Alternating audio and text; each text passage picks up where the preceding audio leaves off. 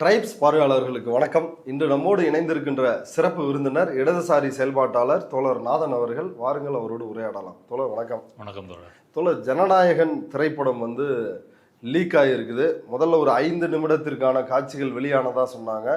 தற்பொழுது ஒரு முழு படமே வெளியாயிருச்சு அப்படின்னு சமூக வலைதளங்கள்லையும் பதிவிடுறாங்க. பல டிஜிட்டல் பத்திரிகைகள்லையும் இந்த செய்தி வெளியாகிருக்குது. இன்னொரு புறம் விஜய் காரைக்குடி போயிருக்கிறாரு. ஆனால் அங்கே அவர் எதையும் பேசலை. அவருடைய பிரச்சாரம் ரத்தாயிருக்குது. முதல்ல இந்த காரைக்குடி விஜய் போனது என்ன நடந்துச்சு அப்படின்றத பார்ப்போம். ஏன் விஜயினுடைய பிரச்சாரம் ரத்தானது, தாமதமானது தான் காரணமா? இன்னொரு புறம் சமூக வலைதளங்கள்ல என்ன சொல்றாங்கன்னா, அந்த அளவுக்கு கூட்டம், விஜய் அங்கே போய் சேருவதற்குள் நேரமே முடிஞ்சிருச்சு அப்படின்னா பார்த்துக்குங்க, விஜய்க்கு எந்த அளவுக்கு ஒரு வரவேற்பு இருக்கு அப்படின்ற புள்ளியிலிருந்து அதை பேசுறாங்க. உண்மையில் அவ்வளவு கூட்டமா? விஜய் தாமதமா போனதுக்கு என்ன காரணம்? மதுரை ஃப்ளைட்டில் போய் இறங்கிட்டு அங்கேருந்து காரைக்குடிக்கு சாலை மார்க்கமாக போகிறாரு. ஆக்சுவலாக நீங்கள் சொன்ன மாதிரி கூட்டம் ரத்தாகலை. மதியம் 2:30க்குள்ளே அவர் அங்கே பேசியிருக்கணும். அதை தாண்டி போனதுனால அவர் பேசாமல் திரும்ப வந்துட்டார். போகும்போதே எப்படி அந்த காலத்தில் ஒரு பெரிய மூடநம்பிக்கை இருந்தது இல்லையா, ஒரு நரபலி கொடுத்து தான் ஒரு வீடு கட்டணும், போர் புரிந்தாலும் மன்னர்கள் நரபலி கொடுப்பார்கள். அதுபோல் விஜய் எங்கே பிரச்சாரத்துக்கு போனாலும் பின்னாடி தொடரக்கூடிய பின்தொடரும் இளைஞர்கள் ஹெல்மெட்டு போடாமல் காயம்படுறது, அடிபடுறது அப்படின்றது வழக்கமாயிருச்சு. இதை பற்றி விஜய் எங்கேயும் வாயை திறந்து பேசினதில்லை. இன்றைக்கும் மதுரையிலேருந்து வரும்போது அப்படி ஒரு காட்சி பார்க்கும்போதே நமக்கு நெஞ்சம் பதபதைக்குது. விஜய் நடத்திய பெரும்பாலான கூட்டங்களில் இறந்திருக்கிறாங்க. கரூர் அதில் உச்சகட்டம் 41 பேர் அது இறந்திருக்கிறாங்க. நான் சொல்றது இந்த பைக்கில் பின்னாடி வர்றதுன்றது தனி, கூட்ட நெரிசல் மயக்கம் வருவது அது தனி. இதில் பார்த்தீங்கன்னா அவருடைய பிரச்சார வேனில் ஒரு பைக் மோதி அதில் 2 பசங்க உட்காந்துருக்குறாங்க, ஹெல்மெட்டு போடலை. அந்த பைக்கு கீழே சாயுது. கீழே விழுந்து அவ்வளோ வேகமாக உருள்றாங்க. ஸ்பீடாக வந்திருக்காங்க இல்லையா, அந்த ஸ்பீடுக்கு ரிவர்ஸில் உருள்றாங்க. பக்கத்தில் ஒரு உயரம் குறைந்த அந்த சென்ட்ரின் இருக்குது, அதில் தலையெல்லாம் மோதி பார்க்குறதுக்கே ரொம்ப ஒரு விபரீதத்தை ஏற்படுத்துகின்ற ஒரு விபத்து அப்படின்னு சொல்லலாம். இதுலேருந்து தான் அவர் ஆரம்பிச்சிருக்காரு. கண்டிப்பாக அந்த விஜய் பிரச்சார வேன் டிரைவர் சைடு மிரரில் இதை பார்த்துருப்பாரு. பார்த்து விஜய்கிட்ட சொன்னாரா என்ன நமக்கு தெரியாது. அதை பற்றி எதுவும் கண்டுக்காமல் விஜய் வாகனம் வந்துக்கிட்டு இருக்குது. இது ஒன்று. ஏற்கனவே நெல்லையில் 16 பேர் அப்படி காயமடைஞ்சிருக்காங்க வரிசையா. தஞ்சாவூர்ல விக்னேஷ் அப்படின்ற இளைஞர் இறந்தே போயிருக்காரு. ஆமா, இது நடந்திருக்குது. இது தொடர்ச்சியா இந்த இது நடக்குது. அடுத்ததாக இப்போ ஒரு பிரச்சாரத்துக்கு வரும்போது இந்த கூட்டம் திட்டமிட்டு வரவழைக்கப்பட்ட கூட்டம் அப்படின்றதுக்கு என்ன உதாரணம் அப்படின்னு கேட்டிங்கன்னா, திரும்ப போகும்போது கூட்டம் இல்லை. இவர் காரைக்குடியிலேருந்து திருச்சிக்கு போகிறாரு புதுக்கோட்டை மார்க்கமாக. அப்போ போகிற இடத்துல எங்கேயுமே கூட்டம் இல்லை. மதுரையிலேருந்து வரும்போது மட்டும் இவர்கள் ஆர்கனைஸ் பண்ணி புஷி ஆனந்த் மற்ற மாவட்டங்களெல்லாம் வர சொல்லி வந்திருக்காங்க. புதுசாக என்ன பண்ணியிருக்கிறாங்கன்னா, எல்லார்கிட்டையும் பூக்களை கொடுத்து மலர் பொழிவுது, மலர் தூவி, ஆமாம், பூக்களை தூவி வரவேற்கிறதுன்னு சொல்லி அங்கங்கே தூவுறாங்க. இதுல இருந்தே இது ஒரு திட்டமிட்ட ஒரு தயாரிப்பு செட்டிங்னு நம்ம புரிஞ்சுக்கலாம். அடுத்தது அவர் காரைக்குடியை தொட்ட பிறகு என்ன செய்கிறாருன்னா, திடீர்னு வேன்ல இருந்து இறங்கி சைக்கிள் ஓட்டுறாரு. அந்த இறங்கி சைக்கிள் ஓட்டுறதுக்கு முன்னாடி பார்த்தீங்கன்னா அவ்வளோ கூட்டம் தள்ளுது. போலீஸ்காரங்களும் பவுன்சரும் அவரை சுற்றி பிடிச்சிக்கிட்டு சைக்கிளில் அவர் ஓட்டுறாரு. போலீஸ்காரங்களாம் லிட்டரலாக ஓடி வராங்க. ஓடி இந்த கூட்டத்தையும் தள்ளிக்கிட்டு படாத பாடுபடுறாங்க. ஒரு கால் விஜய் மட்டும் தப்பி முதலமைச்சர் ஆகிட்டாருன்னு வச்சுங்க, அதில் கஷ்டப்படுற முக்கியமான டிபார்ட்மெண்ட் போலீஸாக தான் இருக்கும். அந்த அளவுக்கு அவங்களை சித்திரவதை பண்ணுறாருன்னே சொல்லலாம். ஒரு கட்டத்தில் கூட்டம் அவரை அப்படியே அமுக்கி அவர் சைக்கிள்லேருந்து சரிகிறார். அதுக்கு ஆன பிறகு தான் புத்தி திரும்ப வேனில் கீழே விழுந்துடுறாரு. பிறகு வேனில் ஏறுறாரு. வேனில் ஏறி இவர் ஸ்பாட்டு வரும்போது, ஸ்பாட் ஒரு பெரிய திடல், அதை பிரித்து வச்சுருக்காங்க. அது வரும்போது மணி 2:30 தாண்டிடுச்சு. தாண்டினதுனால அவர் பேசாமல் என்ன பண்ணுறாரு, அந்த போட்டியிடுகின்ற வேட்பாளர் பிரபு அவரை வேனில் ஏற்றி கட்டி பிடிச்சி விசில் சின்னத்தை காமிச்சிட்டு சொல்கிறாரு. லைவ் போட்டுக்கிட்டு இருக்க சேனல்லாம் என்ன சொல்கிறாங்க, இதுக்கு பிறகு விஜய் பேசுவார்னு. என்ன நடக்குதுன்னு அவங்களுக்கே தெரியல. அதுக்கப்புறம் பார்த்தா வேன் அங்க ரிப்போர்ட்டர்ஸ் இருப்பாங்கல்ல, அவங்களுக்கு தெரிஞ்சிருக்குமே அனுமதிக்கப்பட்ட எல்லாருமே ஒரு நேரத்தை மீறி பேச போறாரு அப்படின்னு நினைச்சிட்டு இருக்காங்க. 2:30 மணிக்குள்ள வரணும், வரல, அவர் வந்து தாமதமாகி பேச போறார், இப்படிதான் தொலைக்காட்சிகள் அறிவிச்சுக்கிட்டு இருந்தாங்களே தவிர அவர் பேசாம போறாருன்னு சொல்லலை. அப்புறம் வேன் வந்து ஒரு ரவுண்ட் அடிச்சுட்டு நிற்காம திரும்ப வந்து அந்த பிரபுவை காமிச்சிட்டு வேன் வந்து ரிட்டர்ன் போகுது. ரிட்டர்ன் போகும்போது தான் இந்த டிவி ஊடகங்களுக்கே தெரியுது இவர் வந்து பேசலை, நேரம் கடந்து போனதுனால அவரே வந்து ஆட்டோமேட்டிக்காக பிரச்சாரத்தை வந்து அவர் கைவிட்டு விட்டு திரும்ப வந்து அவர் ஃப்ளைட்டு பிடிக்கிறதுக்காக திருச்சி நோக்கி போகிறாருன்னு அப்போ தான் சொல்கிறாங்க. போகும்போது பார்த்தீங்கன்னா ஒரு கூட்டம் இல்லை, ஒரு வண்டி தான் பின்தொடர்ந்துச்சு. மக்கள் கூட்டம் சொல்கிறேன், மக்கள் கூட்டம் எதுவுமே இல்லை.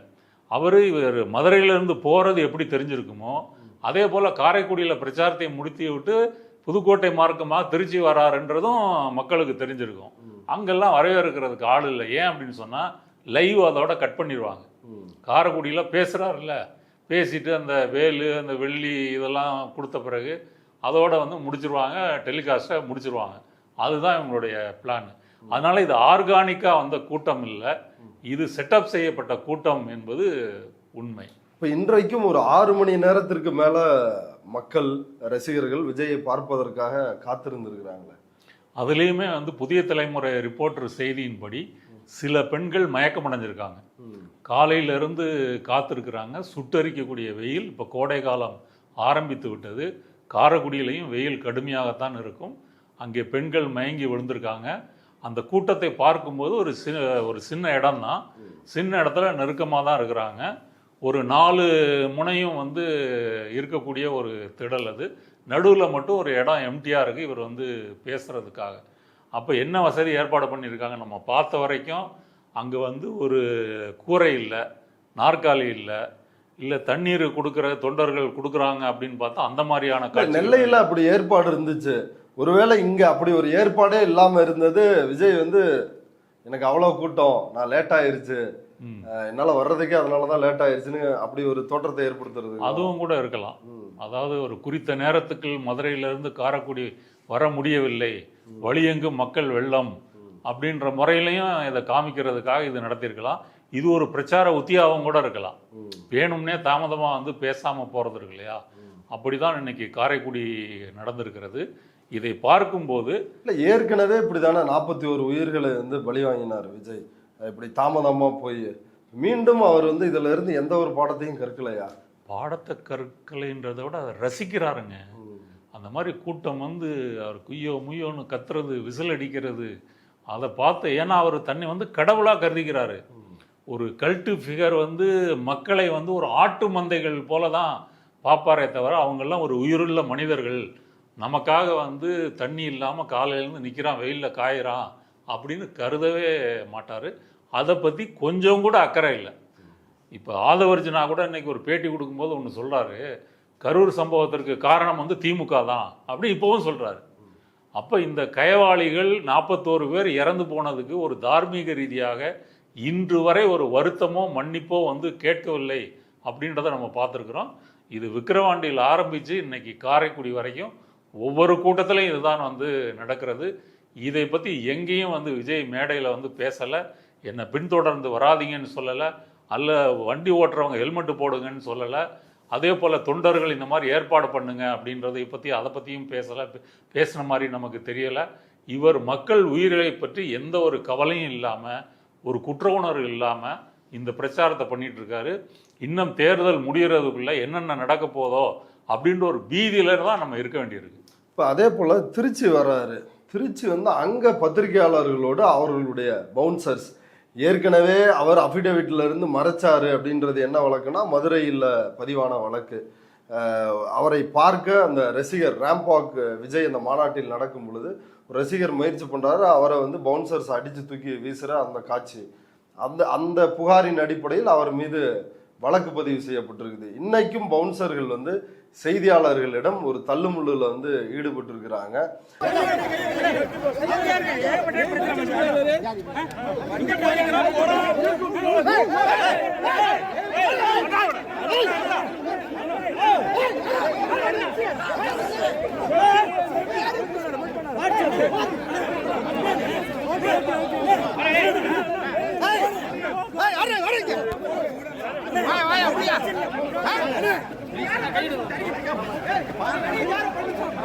விஜய் ஏன் இப்படி கையாளுறாரு? செய்தியாளர்களை சந்திக்க முடியாது அப்படின்றதுனாலயா?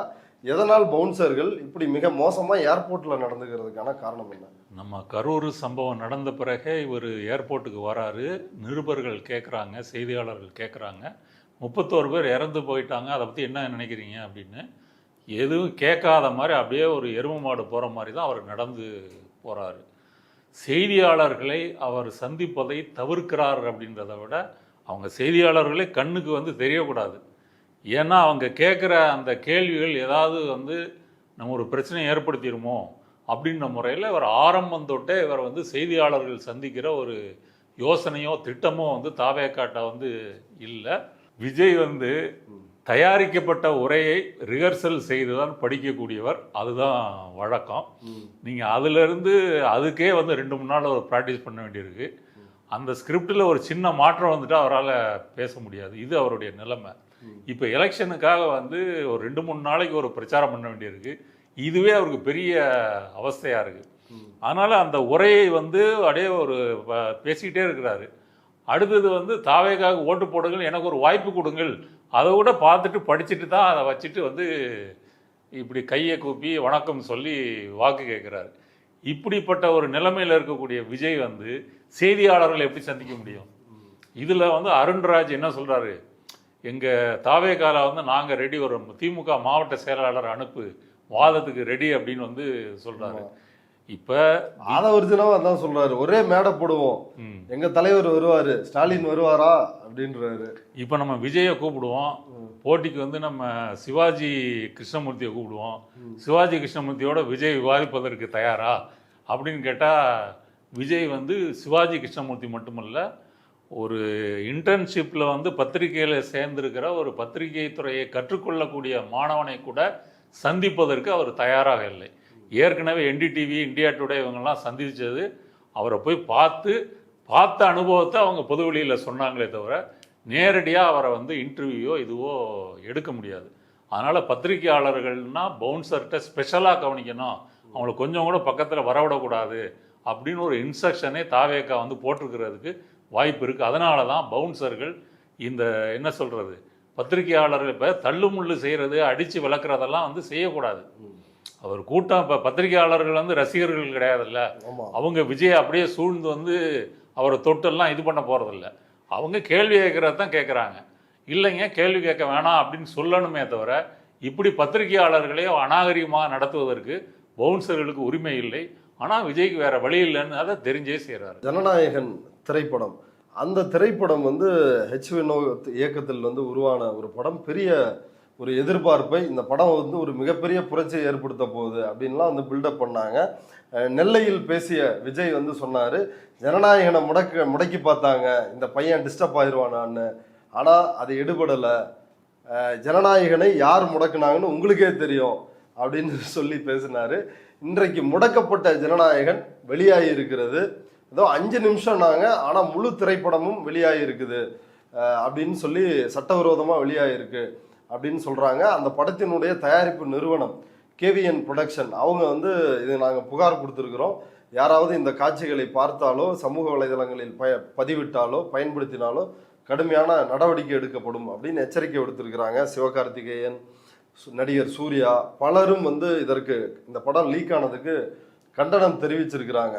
ஆனால் ஆதவர்ஜுனா வந்து என்ன சொல்கிறாருன்னா, இப்போ இது மிரட்டல் கொடுக்குறாங்க, இந்த மாதிரி படத்தை வந்து லீக் பண்ணிடலாம், லீக் பண்ணால் அவருக்கு வந்து நஷ்டத்தை கொடுக்கலாம், ப்ரொடியூசருக்கு நஷ்டம் கொடுக்கலாம், இந்த மாதிரி வந்து திட்டமிட்ட செயல்களை வந்து செஞ்சுக்கிட்டே இருக்காங்க. அது மத்திய அமைச்சராக கூடிய முருகன் தான் இந்த வேலையை செஞ்சுட்டு இருக்காங்க. அது யார் பேச்சுன்னா உதயநிதி அவர்களும் முருகன் அவர்களும் சேர்ந்து ஜனநாயகன் படத்தை முடக்கக்கூடிய எல்லா வேலையும் செய்கிறாங்க. அவருக்கு எந்த விதமான அழுத்தங்களும் இல்லை எந்த விதமான இழப்புகள் வந்தாலும் ஒட்டுமொத்த தமிழக மக்களே அவரை உருவாக்குவாங்கிறத நான் பதிவு பண்றேன். இது வந்து உதயநிதி, எல் முருகன் இவர்களுடைய கூட்டுச்சதி, இவங்க தான் இதை வெளியிட்டு இருக்கிறாங்க. இது விஜயை அச்சுறுத்துகின்ற ஒரு நடவடிக்கை அப்படின்னு அவர் சொல்றாரு. இதை லீக் பண்ணது யாரு? அப்போனா வந்து தாவேக்காக்குள்ள வந்து எல்முருகனுடைய ஸ்பையோ உதயநிதியோட ஸ்பையோ விஜய் வீட்டுக்குள்ளேயோ அல்லது தயாரிப்பு நிறுவனத்தினுடைய அலுவலகத்துக்குள்ளேயே இருந்தால் மட்டும்தான் இது சாத்தியம். இல்ல ஒருவேளை ஹெச் வினோத் வந்து உதயநிதி அல்லது டபுள் ஏஜெண்டா ஸ்பையா? ஆமா, இப்போ ஹெச் வினோத்தை டபுள் ஏஜெண்டா மாத்திட்டாங்க. நீங்க அது ஆதவர்ஜுனா போறதுக்கு முன்னாடி பாளையங்கோட்டையில் அவர் பேசும்போது நீங்க சொன்னது போல வந்து இது யாரு முடக்குனாங்கன்னு நான் சொல்லி உங்களுக்கு தெரிய வேண்டியதில்லை, உங்களுக்கே தெரியும். அப்படிதான் இந்த வீராதி வீரர் சூராதி சூரர் பேசுறாரே தவிர இது பாரதிய ஜனதா தான் இந்த படத்தை வெளியிடல அப்படின்னு வாயை திறந்து பேசுறதுக்கு இன்னைக்கு வரைக்கும் விஜய்க்கு வந்து அந்த தைரியமோ இல்லாத ஒரு கோழையாகத்தான் அவர் இருக்கிறாரு. ஆனா திருச்சியில சொல்றாரு, திருச்சியில என்ன சொல்றாருன்னா, கரூர் சம்பவம் தொடங்கி இப்போ வரைக்கும் திமுக பாஜக இன்டைரக்டா அதான் சொல்றாரு, 2 பேரும் சேர்ந்து தான் வந்து சூழ்ச்சி பண்ணி முடக்கிட்டாங்க அப்படின்றாரு. ஆனா தஞ்சாவூர்ல பேசுறப்ப, செங்கிப்பட்டியில பேசுறப்ப என்ன சொன்னார்னா, நம்ம படத்துக்காக குரல் கொடுத்த பட்டும் படாமல் பேசிய முதலமைச்சருக்கு நன்றி அப்படின்ற, இப்படி இந்த படம் தொடர்பாகவே 3 ஸ்டேட்மெண்ட்டை சொல்றாரு. இல்லை, விஜயை பொறுத்த வரைக்கும் ஜனநாயகன் வந்து சென்சார் போர்டில் தடை ஏற்படுத்தவுடன் அவங்களுடைய ஸ்டாண்ட் என்னன்னா, எப்படி நம்ம கரூர் சம்பவத்துக்கு சுப்ரீம் கோர்ட்டு போய் இங்கே ஹைகோர்ட்டோட தீர்ப்புகளை தவிடுபடி ஆக்கணுமோ அப்படி ஆக்கிடலாம் அப்படின்ட்டு தான் வந்து கோர்ட்டுக்கு வராங்க. என்ன நினைச்சாங்க அப்படின்னா, கோர்ட்டு எல்லாம் வந்து நமக்கு தான், நம்ம விஜயோட ரசிகர்கள் எல்லா இடத்துலையும் இருக்கிறான்னு ஆதவர்ஜுனா சொல்லியிருக்காரு. அதனால தான் தேர்தல் கமிஷன்லேருந்து விசில் சின்ன கேட்டவுடனே கொடுத்துட்டாங்களாம். சிபிஐக்கு போனவொன்னா எல்லா அதிகாரிகள்லாம் வந்து செல்ஃபி எடுக்கிறாங்களாம். இது அவர் சொல்கிறாரு. அதனால் நம்ம கோர்ட்டு நம்ம பக்கம் தான் சொல்லி அவசர அவசரமாக கோர்ட்டுக்கு வந்தாங்க. வந்து ஹைகோர்ட்டில் வந்து பண்ணும்போது தனி நீதிபதி முதல்ல நீங்கள் சென்சார் கொடுத்துருங்க, யூஏ சான்றிதழ் கொடுத்துருங்கன்னு சொல்லி கொடுத்துட்றாங்க. அது அவங்களுடைய பிரேயரே இல்லை அப்படின்றது சென்சார் போர்டு வழக்கறிஞருடைய வாதம். உடனே வந்து துஷார் மேத்தாலாம் வராரு, தலைமை நீதிபதியை பார்க்குறாங்க. கேட்காத ஒரு கோரிக்கையை இவர்கள் கொடுத்திருக்கிறார்கள், மிகவும் அவசரமாக விசாரித்திருக்கிறார்கள், எங்கள் தரப்பு வாதத்தை வந்து கேட்கவில்லை அப்படின்னு சொல்லி சொல்கிறாங்க. உடனே தலைமை நீதிபதி அதுக்கு தடை போட்டு விட்டு அது வந்து தேதி தள்ளி வைக்கிறாங்க. உடனே இவங்க என்ன பண்ணுறாங்கன்னா சுப்ரீம் கோர்ட்டு போகிறாங்க. சுப்ரீம் கோர்ட்டு போனோடனே அங்கே நமக்கு கிடைச்சிரும், அப்படி பொங்கலுக்குள்ளே அல்லது 1 நாள் 2 நாள் முன்னே பின்னே தள்ளியோ படத்தை ரிலீஸ் பண்ணிடணும், எல்லாம் நம்ம ஆட்சி நடக்குது. சரி, சுப்ரீம் கோர்ட்டு போனால் சுப்ரீம் கோர்ட் என்னென்னு கேட்டுட்டு, நீ இது வந்து ஹைகோர்ட்லேயே ப்ராப்பராக தான் போயிட்டுருக்கு, இதில் நாங்கள் தலையிட விரும்பவில்லை அப்படின்னு சொல்கிறாங்க. சரின்னு அப்புறம் ஹைகோர்ட்டில் திரும்ப விவாதத்துக்கு வரும்போது, விசாரணைக்கு வரும்போது ஹைகோர்ட் என்ன சொல்லுது, திரும்பவும் தனி நீதிபதிக்கே இந்த வழக்கை தள்ளுகிறோம், தனி நீதிபதி சென்சார் போர்டினுடைய வாதத்தை கேட்டுவிட்டு இந்த வழக்கை விசாரித்து முடிவெடுக்குமாறு கேட்டுக்கொள்ளுகிறோம் அப்படின்னு சொல்கிறாங்க. இது வரைக்கும் வந்து ஆதவர்ஜுனாவாக இருக்கட்டும், தாவேகா நிர்வாகிகள் என்ன சொன்னாங்கன்னா, மறைமுகமாக பிஜேபி இதை தடை செய்கிறது, நாங்கள் இந்த சட்ட போராட்டம் நடத்தி கொண்டிருக்கிறோம், பராசக்தி மட்டும் எப்படி ரிலீஸ் ஆச்சு, அது ரெட் ஜெயண்ட் ரிலீஸ் பண்ண படம், பிஜேபிக்கு அவங்களுக்கு அண்டர்ஸ்டாண்டிங் இருக்கு, அதுவும் 50 கட்டோட தானே ரிலீஸ் ஆனிச்சு. ஆமா, 50 கட்டோட ரிலீஸ் ஆச்சு, அது பொலிட்டிக்கல் மூவி, இது மசாலா படம், அப்படிலாம் இருந்தும் அதை வந்து சொன்னாங்க. இப்போ நம்ம கேள்வி என்னன்னா, நீங்க சட்ட போராட்டம் நடத்தி விட்டு எதற்காக அதை நிறுத்தி விட்டு திரும்ப சென்சார் போர்டுக்கு போனீங்க? அப்போ உங்களுக்கு நடக்கலை, நீங்க நினைச்சது நடக்கலைன்னொன்னே எல்லாருமே என்ன சொல்றாங்க, நீங்கள் நீதிமன்றம் போய் இப்படி இழுத்தடிக்கிறது போல் சென்சார் போர்டு போனீங்கன்னா ரிவைசிங் கமிட்டி பார்த்துட்டு 1 மாதத்தில் படம் ரிலீஸ் ஆயிரும், அப்புறம் தயாரிப்பு நிறுவனம் அந்த வழக்கை வந்து விட்டு திரும்ப சென்சார் போர்டுக்கு வந்து ரிவைசிங் கமிட்டிக்கு வந்து அனுப்புகிறாங்க. இதுதான் வந்து நடந்திருக்குது. இப்போ வந்து பிரச்சனை என்ன அப்படின்னு சொன்னால், இந்த படம் நீங்கள் சொன்னது போல் முதல்ல 5 நிமிட சண்டை காட்சி தான் முதல்ல ரிலீஸ் ஆச்சு. அதுக்கு பிறகு முழு படமே ஹெச்டி குவாலிட்டியில் இணையத்தில் பல இணையதளங்களில் லீக் ஆகிருக்குது. ஓகே, யார் தான் இப்போ இது வெளில வர்றதுக்கு யார் காரணம்? யார் காரணம் அப்படின்னு சொன்னால், இப்போ 2 விதமான காப்பி இருக்குன்னு சொல்கிறாங்க. ஒன்று எடிட்டர் ஸ்டேபிளில் இருக்கக்கூடிய ரா ஃபுட்டேஜ், இது ஒரு வெர்ஷன். இன்னொரு வெர்ஷன் வந்து ப்ரைவேட் ஷோ போடுவாங்கல்ல விஐபிக்கு, அந்த காட்சி ஒன்று, அந்த வெர்ஷனும் ஒன்று வெளியாகிருக்குது அப்படின்னு ஒரு செய்தி ஒரு ஊடகத்தில் வந்திருக்குது. 2 விதமான வெர்ஷன். இப்போ நம்மளுடைய கேள்வி என்னன்னா, சென்சாருக்கே போய் அப்ரூவ் ஆகாத இந்த படத்தினுடைய காப்பி யார்கிட்டெல்லாம் இருக்கும்? ஒன்று தயாரிப்பாளர் தரப்பில் இருக்கும். தயாரிப்பாளர் யார் அப்படின்னு சொன்னால் இந்த கேவிஎன் ப்ரொடக்ஷன், அதில் தயாரிப்பாளர்கள் பேர் யகதீஷ் பழனிசாமி, லோஹித் என்கே, இவங்க தான் தயாரிப்பாளர்கள். அடுத்தது வந்து இயக்குனர் வந்து ஹெச் வினோத், அவர் தான் இயக்குனர். அடுத்து எடிட்டர் வந்து யாருன்னு பார்த்தீங்கன்னா பிரதீப், அவர் தான் படத்தொகுப்பு வேலையை செய்யக்கூடியவர். அடுத்தது கதாநாயகன் விஜய். இப்போ இந்த 4 பேரை தாண்டி 5ஆவதாக ஒரு ஆள்கிட்ட இந்த படத்தினுடைய காப்பி போகிறதுக்கு வாய்ப்பே இல்லை. அல்லது ஏதாவது நைட்டில் போய் வந்து திருடி அந்த மாதிரி ஹாலிவுட் படங்களில் பார்க்குற மாதிரி அதை அவசரமாக எடுத்து பென்ட்ரைவில் போட்டு காப்பி பண்ணி லேப்டாப்பில் காப்பி பண்ணிட்டு அப்படி ஏதாவது நடந்தால்தான் முடியுமே தவிர அதற்கும் வந்து வாய்ப்பு இல்லை. ஏன்னா இவங்கெல்லாம் வந்து பாதுகாப்பாக எல்லா இடத்துலையும் செக்யூர்டாக தான் இதை வச்சுருப்பாங்க. அப்படி வந்து இதை வந்து ஒரு திருட்டு போகிற ப்ராடக்ட் மாதிரி வச்சுருக்க வாய்ப்பு இல்லை. இதையெல்லாம் யோசித்து பார்க்கும்போது இந்த படம் விஜய் தரப்பால் வேண்டுமென்றே இது கசிய விடப்பட்டிருக்கிறது. ஏன் அப்படின்னு சொன்னால், சமூக வலைத்தளங்களில் பலரும் எழுதுவது போல இந்த படம் என்பது விஜயினுடைய இந்த தேர்தல் பிரச்சாரத்துக்கு பல வகையில் பயனுள்ளதாக இருக்கும் அப்படின்றதுனால கசிய விட்டுருக்குறாங்க அப்படின்னு தெரிய வருது. இதை இவர் ஆதவர்ஜுனா கேட்டீங்க இல்லையா, எல் முருகனுக்கும் உதயநிதிக்கும் சேர்ந்து எல் முருகனும் உதயநிதி எங்கே இதில் வராங்க? எல் முருகனாவது வந்து அந்த பிராட்காஸ்டிங் மினிஸ்ட்ரியில் இணையமைச்சர்ன்றதுனால ஒரு சென்சார் போர்டு வரைக்கும் அவருக்கு செல்வாக்கு இருக்குது. இப்போ சென்சார் போர்டு இந்த படத்தை லீக் பண்ணியிருக்குதா அப்படின்னா, சென்சார் போர்டுகிட்ட காப்பியே கிடையாது. தயாரிப்பாளர் தரப்பை எடுத்துகிட்டு வருவாங்க, படத்தை போட்டு காமிப்பாங்க, சென்சார் போர்டு அதை குறித்து வச்சுக்கிட்டு இந்த இடத்துல வந்து நீங்கள் கட் பண்ணுங்க, இதை மியூட் பண்ணுங்க, இந்த சீனை வந்து இது வயலன்ஸ் அதிகமாக இருக்குது, இதெல்லாம் பார்த்துட்டு நாங்கள் வந்து ஏ சர்டிஃபிகேட் கொடுக்குறோம், இதுதான் அவங்க செய்வாங்களே தவிர எனக்கு ஒரு காப்பி கொடுங்க, நாங்கள் பார்த்துட்டு அப்புறம் உங்களுக்கு தெரிவிக்கிறோம், இப்படி செய்ய மாட்டாங்க.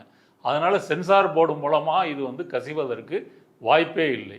அதனால் இது எல் முருகனுக்கும் உதயநிதிக்கும் இதில் எந்த சம்பந்தமும் இல்லை. ஆரம்பத்துலேருந்து விஜய் தரப்பு வந்து உதயநிதிக்கு அவ்வளோ இன்ஃப்ளூயன்ஸ் இருந்தால் அவங்க ரெட் ஜெயின் மூவிஸோட தயாரிப்பு தானே, அதில் 50 கட்டு இல்லாமல் அதை கொண்டு வந்திருக்க முடியும்ல. பராசக்தியை கொண்டு வந்திருக்கலாம்ல, அது முடியலைல்ல. பராசக்தியே பல குதறல்களுக்கு பிறகுதான் அந்த படத்தை நம்ம பார்க்க முடிஞ்சது. அப்படி இருக்கும் காட்சியே வந்து வெட்டப்பட்டது இருக்கட்டும், தீ பரவட்டும் என்ற அந்த இதெல்லாம் வசனத்தை நீக்கியதா இருக்கட்டும், இந்தி அரக்கின்னு சொன்னதை நீக்கினது, இது எல்லாமே நம்ம வந்து பார்த்தோம். அடுத்தது எல் முருகனுக்கு சம்பந்தம் இருக்கு, உதயநிதிக்கு சம்பந்தம் இருக்குன்ற மூலம் ஆதவர்ஜுனா என்ன சொல்ல வர்றாரு அப்படின்னு சொன்னா, பழியை அவங்க மேல போட்டுட்டு இந்த படத்தை வந்து ரசிகர்களே நீங்க டவுன்லோடு செஞ்சு பரப்பி விடுங்க, இந்த படத்தை யாரும் பார்க்காதீங்க, நீ ஒரு உண்மையான விஜய் ரசிகனாக இருந்தால் நீ செல்போன்ல டொரண்ட்லயோ டெலிகிராம்லயோ போய் டவுன்லோடு பண்ணக்கூடாது அப்படிலாம் சொல்லியிருக்கணும். அப்படி ஒரு வார்த்தை கூட சொல்லலைன்னா என்ன, மறைமுகமா எல்லாரும் சந்தோஷமா படத்தை டவுன்லோட் பண்ணி பிரச்சாரத்துக்கு பயன்படுத்திக்கிங்க. இதுதான் ஆதவர்ஜுனாவினுடைய நோக்கமா இருக்கும். அடுத்த கூட்டத்துல விஜய் ஒப்பாரி வைப்பாருன்னு நினைக்கிறேன். ஆமா, என் படத்தை பாருங்க, முடக்கினவங்களே வந்து அதை லீக்கும் பண்ணிட்டாங்க, என்ன பாருங்க எப்படி ஒழிக்க முயற்சி பண்றாங்க, அந்த டூல் கிட்ல இதுவும் ஆட் ஆயிரும். கரூர், ஜனநாயகன், அப்புறம் மனைவியினுடைய விவாகரத்து, SOP, இந்த வரிசையில 5வது விஷயமா படம் லீக் ஆனது ஆட் ஆக போகுது. ஆனா என்ன சொல்றாரு தெரியுமா, படம் லீக் ஆனாலும் அது மாசு தான், நம்ம ரசிகர்கள்லாம் கொண்டாடுறாங்க அப்படின்னு அவர் சொல்றதுக்கு வாய்ப்பு இருக்கு. என்ன கேட்டா இந்த படம் என்பது வந்து சமூக வலைத்தளங்கள்ல பலரும் எழுதியதை பார்த்தால் இந்த படத்தை வந்து வெளிவந்திருக்கணும். பாஜக வந்து இப்படி முடக்க வேண்டிய அவசியமே இல்லை. இந்த படம் வெளிவந்திருந்தால் அது சிரிப்பாய் சிரித்து ஒரு ட்ரோல் மெட்டீரியலா ஆக்கியிருக்கோம். ஒன்று, இது வந்து பகவந்த் கேசரியோடைய அப்பட்டமான ஒரு காப்பி. அந்த படம் யாருடையது? அது வந்து பாலையா என்ற பாலகிருஷ்ணனுடைய படம். அந்த படத்திலேயே அவர் பார்த்து காரே ரயிலே பறக்க விடுவாரு. ஆமா, ரயில கையால நிறுத்துவார். அவரு வந்து வனராஜா நீலகண்ட பகவந்த் கேசரி அப்படின்னு இந்த படத்துல அடிக்கடி முழங்குவாரு. இந்த படத்துல வந்து தளபதி வெற்றி கொண்டான், அது வந்து பச்சையெல்லாம் வேற குத்திருக்காராம். அந்த கையில வந்து பாத்தீங்கன்னா அந்த TVK அப்படின்றது வந்து பச்சை குத்தி தளபதி வெற்றி கொண்டான் அப்படின்ற மாதிரி வந்திருக்குன்னு சொல்றாங்க. இப்ப இதுல இயக்குனர் அமீரும் சரி, இன்னும் ஒரு சில அமைப்புகள் வந்து கமிஷனர் ஆபீஸ்ல புகாரே கொடுத்திருக்கிறாங்க. இந்த திரைப்படத்திலும் விஜய் வந்து இஸ்லாமியர்களை தீவிரவாதிகளாக வந்து காட்டியிருக்கிறார், ஒரு இஸ்லாமிய வெறுப்பை வந்து கக்கி இருக்கிறார் அப்படின்ற ஒரு குற்றச்சாட்டை வச்சிருக்கிறாங்க. புகாரும் கமிஷனர் அலுவலகத்தில் வந்து கொடுத்துருக்குறாங்க. இது பற்றி என்ன நினைக்கிறீங்க? இது விஜய்க்கு புதுசு இல்லை. துப்பாக்கி படத்திலேயே அவர் முஸ்லீம்களை தீவிரவாதிகளாகவும் ஸ்லீப்பர் செல்களாகவும் இருந்து குண்டு வெடிக்க வைக்கிறாங்க அப்படின்னு அந்த படத்தில் காமிச்சிட்டு அப்புறம் முஸ்லீம் அமைப்புகள்லாம் எதிர்ப்பு தெரிவித்த பிறகு அதற்கு நான் வந்து மன்னிப்பெல்லாம் கேட்டு நான் அதுக்கு காமெண்ட் செட் பண்ணிடுவேன். இவரெல்லாம் எஸ்.ஏ. சந்திரசேகர்லாம் சீனுக்கு வந்தார் மன்னிப்பு கேட்குறதுக்கு. அதுக்கு பதிலாக நீ அடுத்த படத்தில் அதை நான் சரி பண்ணிடுவேன் இப்படிலாம் பேசினவர். இந்த படத்தை பொறுத்த வரைக்கும் இது படம் நம்ம என்னென்னு தெரியல, என்ன மாதிரி சீன் வந்திருக்குன்னு தெரியல. ஆனால் சமூக வலைத்தளங்கள் எழுதுறத வந்து பார்த்தா இந்த பாகிஸ்தான் அந்த ஃபோபியா இருக்கு இல்லையா, எதா இருந்தாலும் பாகிஸ்தான் வந்து செய்கிறது, பாகிஸ்தானில் இருக்கக்கூடிய இஸ்லாமிய தீவிரவாதிகள் செய்கிறாங்க. அப்போ பாகிஸ்தான் அப்படின்னாலே முஸ்லீம் இல்ல, அது பொதுவாகவே வந்து இந்திய சினிமாவோட இதுவாயிருது. ஆமாம், பாகிஸ்தான்ல உள்ள முஸ்லீம்கள், முஸ்லீம் தீவிரவாதிகள் இந்தியாவில் உள்ள ஸ்லீப்பர் செல்களை, அதான துப்பாக்கிய முஸ்லீம் ஸ்லீப்பர் செல்கள், அதுதான் துப்பாக்கி, அதுதான் அர்ஜுன் படம், அதுதான் அந்த காலத்து விஜயகாந்த் படம். எல்லா படமும் அந்த அப்படிதான் காட்டுறாங்க இஸ்லாமிய வெறுப்பை. ஆமா, இவரும் சரி விஜய் இதை ஏன் எடுத்துக்கிறாருன்னு உங்களுக்கு ஒரு கேள்வி தோணலாம். ஏன்னா இது வந்து பேன் இண்டியா மூவி. ஓகே, இது வந்து தமிழ்நாட்டில் மட்டும் ஓடுற மூவி இல்லை, இது கேரளா, தெலுங்கு, கன்னடம், அப்புறம் ஹிந்தி எல்லா மொழிகளுக்கும் போறதுனால அந்த பாகிஸ்தான் இஸ்லாமிய தீவிரவாதி. அப்ப துரந்தர் வந்திருக்குல்ல, அதே துரந்தர் வந்து இப்ப வர்ற எல்லா பேன் இண்டியா படங்கள்லயுமே வந்து ஸ்டாண்டர்டா அது இருக்கு. ஆமா, ISIS, பாகிஸ்தான் சதி, ஆப்கானிஸ்தான் சதி, அப்புறம் பங்களாதேஷ்ல சதி, இந்த ஃபேமிலி மேன்ற படம் எல்லாமே இலங்கையில இருந்து வந்து LTT உட்பட எல்லா சதிகளையும் வந்து ஒரு தேசபக்தி உணர்வு அப்படி பண்ண முடியும். அதுல பாகிஸ்தான் தான் பிரைமரி. இப்போ துரந்தர் படம் வந்து இப்போ 1500 கோடியெல்லாம் வசூலிச்சிருக்குன்னு சொல்றாங்க இல்லையா, அதே இதை வந்து இவரும் எடுத்துக்கிறாரு, அந்த ஃபார்முலாவை இதையும் எடுத்துக்கிறாரு. எடுத்துக்கிட்டா வந்து இந்தி உட்பட எல்லா இதுலையும் பார்ப்பாங்க அப்படின்னு இவர் கருதுறாரு. இது ஒரு அயோக்கியத்தனமான ஒரு முயற்சி. இவ்வளவு நாளான பிறகும் இந்த அரதப்பழசான இந்த கீரல் விழுந்த ரெக்கார்டு இருக்கு இல்லையா, பாகிஸ்தானிலிருந்து இஸ்லாமிய தீவிரவாதிகள் சதி செய்கிறாங்க அப்படின்னு இந்த படத்துலையும் அவர் வந்து அப்படி பேசியிருக்கிறது, அப்படி சீன் வச்சிருக்கிறது, உண்மையிலேயே இவர் வந்து சிறுபான்மை மக்களுக்கு ஆதரவானவர் இல்லை, எதிரானவர் அப்படின்றத தான் இது காட்டுது.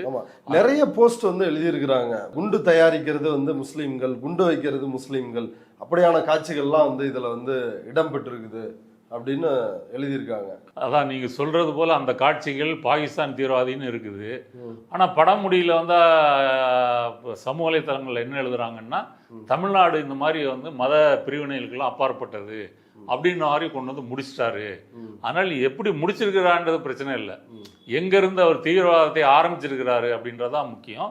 அதனால அமீரோ மற்றவர்களோ அந்த புகார் கொடுத்திருக்கிறது அப்படின்றது சரியானது. இது வந்து இது ஒரு தேர்தல் பிரச்சாரத்திற்காக எடுக்கப்பட்ட படம்ன்றீங்க. இன்னொரு புறம் வந்து ஒரு பேன் இண்டியா மார்க்கெட், ஒரு இந்திய அளவிலான மார்க்கெட்டை குறிவைத்து தான் இப்படி இஸ்லாமிய தீவிரவாதம் அப்படின்னு இந்த இஸ்லாமிய வெறுப்பை உமிழ்கின்ற ஒரு படத்தை வந்து விஜய் எடுத்திருக்கிறார் அப்படின்னு. இது வந்து மக்கள்கிட்ட ஓட்டை பாதிக்கும்ன்றது விஜய்க்கு வந்து தெரியாதா? பிசினஸ் அரசியல் ரெண்டுல எது முதன்மையானது அப்படின்னு பார்த்தா பிசினஸ் தான். ரஜினி வந்து அரசியலுக்கு வாரேன்னு சொல்லும்போது நடந்த கூத்துக்கள்லாம் பார்த்தீங்கன்னா, கரெக்டாக படம் ரிலீஸ் ஆகிற அன்னைக்கு ஒரு 1 லைனில் வந்து ஒரு பஞ்சு டைலாக் ஏதாவது ஒரு அரசியல் விஷயத்த பேசுவார். அது படத்தினுடைய ப்ரொமோவுக்கு அது வந்து பயன்படும்.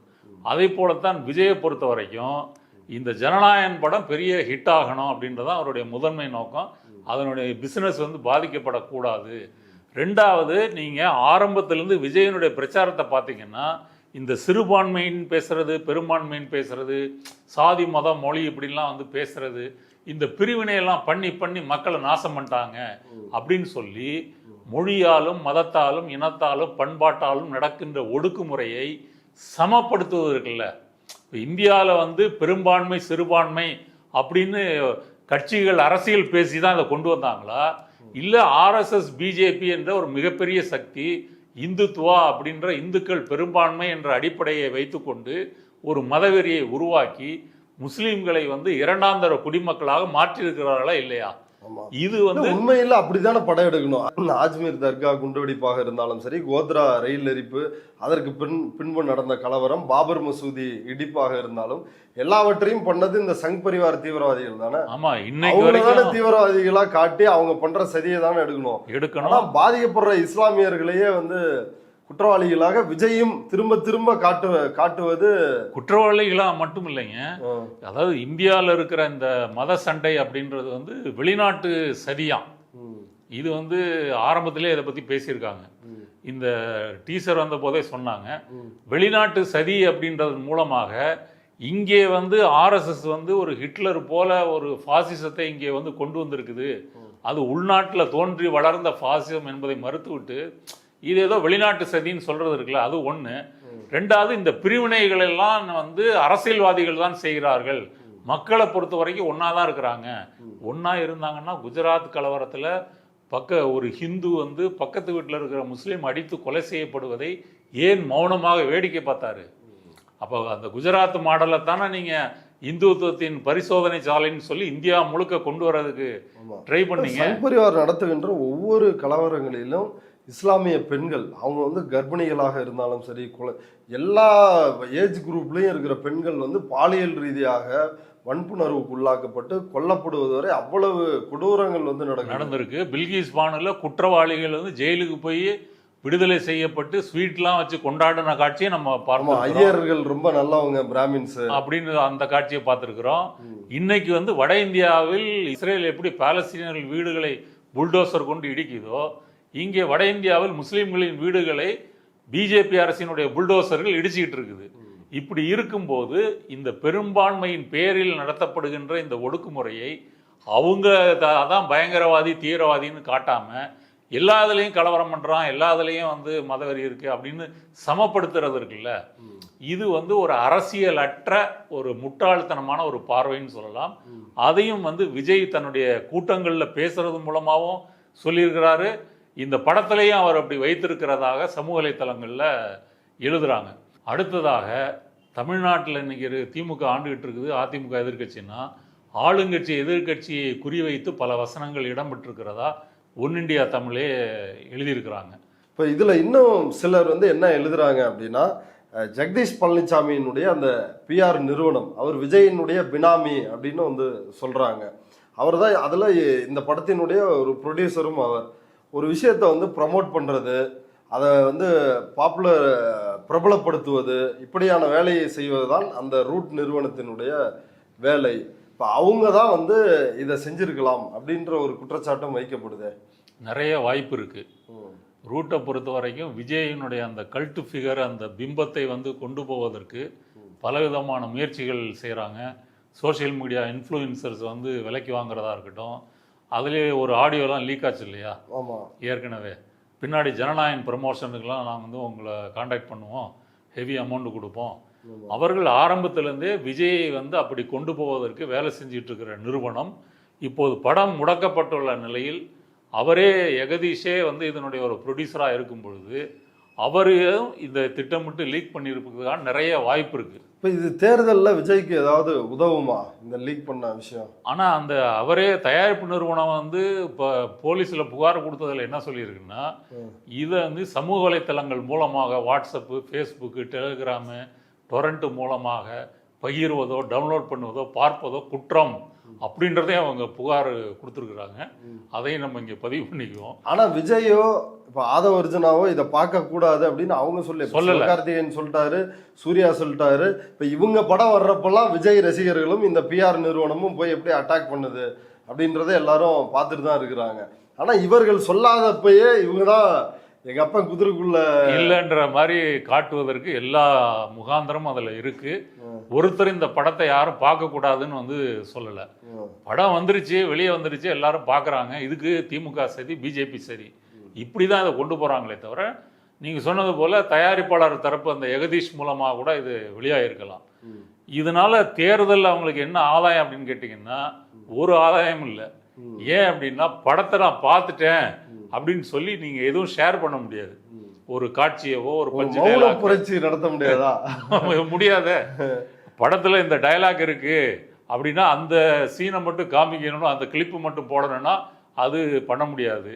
இல்லை இதெல்லாம் ஒரு கதையை ஆடுறா இப்படிலாம் சொல்லியிருக்கு, இப்படிலாம் திமுக அதிமுக அட்டாக் பண்ணியிருக்கிறாங்க, கொள்கை எதிரியை பிஜேபி அட்டாக் பண்ணியிருக்காங்க, நான் அதை சொல்லணும், அதையும் சொல்ல முடியாது. சரி, படம் சூப்பராக இருக்கு கொண்டாட முடியுமா? அதுவும் கொண்டாட முடியாது. இல்லைன்னா வழக்கமா விஜய் கட் அவுட் வச்சு பிஜேபி அட்டாக் பண்ணியிருந்தாங்க அப்படின்னா யாரும் இப்படி கொந்தளிக்க போறது இல்லை, கமிஷனர் ஆஃபீஸில் போய் புகார் கொடுக்க போறது இல்லையே. இஸ்லாமியர்களை தான் திரும்பவும் வெந்த புண்ணிலே வேலை பாய்ச்சுற வேலையை தான் பார்த்துருக்காங்க. அதில் பார்த்துருக்காங்க. இல்லை அந்த ஒரு சென்சார் போர்டு மெம்பர் வந்து ரிவைசிங் கமிட்டிக்கு சென்சார் போர்டு சேர்மனுக்கு அனுப்பின புகாரில் வந்து இதில் ஓம் அப்படின்னு சொல்லி வந்து ஒரு கோட்வேர்டு பயன்படுத்துகிறாங்க, அது வந்து இந்து மதத்தை இழிவுபடுத்துவதாக இருக்குது இப்படின்றது அவருடைய குற்றச்சாட்டு. அடுத்தது வந்து இந்தியாவில் விஜய் படத்துக்கா? ஆமாம், சென்சார் போர்டு மெம்பருடைய புகார் ஒரு மெம்பர் அவர் அனுப்பின சேர்மனுக்கு அனுப்பின புகாரில் இந்த ஓம் சொல்லியிருக்காரு ஒன்று, ஓஎம்னு. அடுத்ததாக வந்து இந்த படத்தில் இருக்க மதக்கலவரம் என்பது வெளிநாட்டில் இருந்து ஒரு சதியால் தூண்டிவிடப்படுகிறது அப்படின்னு சொல்லியிருக்காங்க. இதெல்லாம் வந்து ஒரு சென்சிட்டிவான விஷயம். இதை வந்து மக்களிடையே ஒரு பாகுபாட்டை கிளப்பும் விதத்தில் எடுத்திருக்காங்க அப்படின்னு அவர் போட்ட அந்த புகாரை வைத்து தான் சேர்மன் வந்து இந்த யூஏவை நிறுத்திட்டு ரிவைசிங் கமிட்டிக்கு வந்து அவர் ரெக்கமெண்ட் பண்ணுறாரு. அதனால் இந்த மேட்ரு ஏற்கனவே வெளியே வந்துருச்சு. அதனால் இதை விஜய் தரப்பு வந்து ரசிகர்கள் இதை கொண்டாடவும் முடியாது. படம் சூப்பராக அடி இடிய பஞ்சு டைலாக்கு மாசு அப்படியும் கொண்டாட முடியாது. இல்லை விஜய்க்கு ஆதரவான அறிவாளிகள் வந்து இது எப்படி திமுகவையும் அதிமுகவையும் வந்து இந்த படம் எக்ஸ்போஸ் பண்ணுது அப்படியும் வந்து பேச முடியாது. இப்படி ஒரு நெருக்கடியான இடத்துல வந்து விஜய் படத்தினுடைய லீக்கேஜ் வந்து மாட்டிக்கிச்சு. அதனால் விஜய் தரப்பு நினச்ச மாதிரி அவங்களே இதை லீக் பண்ணியிருந்தாலும் இது அரசியல் அறுவடை செய்ய முடியாதபடி ஒரு நெருக்கடியான நிலையில் அவங்க இருக்கிறாங்க அப்படின்றது மட்டும் உறுதி. ஓகே தோழர், இவ்வளவு நேரம் நம்முடைய பார்வையாளர்களுக்காக நேரத்தை ஒதுக்கி கருத்துக்களை பகிர்ந்துட்டது மிக்க நன்றி தோழர். நன்றி.